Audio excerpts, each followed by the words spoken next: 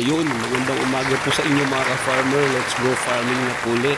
Mag-i-spray po ngayong umaga sa ating kulungan na manok. Meron po akong binili na fan disinfect. Ito po yung nabili ko sa Agribit Supply.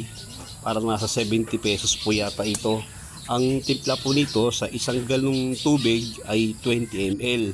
Yan po ginagamit ko noong pa. Siguro mga 2 taon ko na ginagamit yung fan disinfect na yan. Okay naman po. May mga problema pa kasi lumalabas kapag hindi tayo nag-disinfect ng ating kulungan. Siguro po mga 2 years ago, tapos gantong buwan din po yung medyo malamig, tinamaan po yung aking mga alagang manok. Halos ang nabawi ko lang po yung aking puhunan sa sisiw. Logi po ako sa pagkain. After po nun, nagkarga uli ako. Hindi ko masyadong inaano yung pag-disinfect. Tinamaan po uli. Ayun, talagang naubos na po yung alaga kong mga manok. Halos wala po akong na-harvest. Kaya nagpahinga po ako ng halos 1 buwan.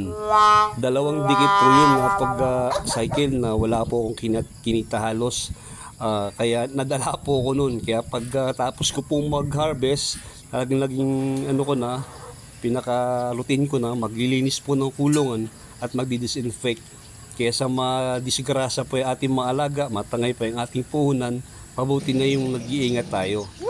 Pati po yung mga yerong ginamit ko, pati po yung mga sako, at yung mga feeder at yung mga drinker inuman natin, ay dinidisinfect ko rin po yan para po walang makuha yung mga sisiw na papalit para wala tayong maging problema sa pagpapalaki sa kanila.